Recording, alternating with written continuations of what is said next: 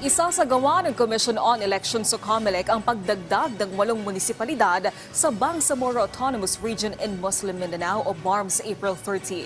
Sa bagong Pilipinas ngayon, sinabi ni COMELEC spokesperson Attorney John Rex Laudianco na tinatayang aabot sa 60 hanggang 70 million pesos ang budget na inihanda para sa plebisito sa BARM. Inaasahang halos 70,000 ang mga rehistradong botante ang dadalo sa plebisito. Paalala ng COMELEC, may voting centers sa lahat ng barangay at nakatakda itong magbukas mula alas 7 ng umaga hanggang alas 3 ng hapon. Ang bilangan naman ay isasagawa pagkatapos ng botohan.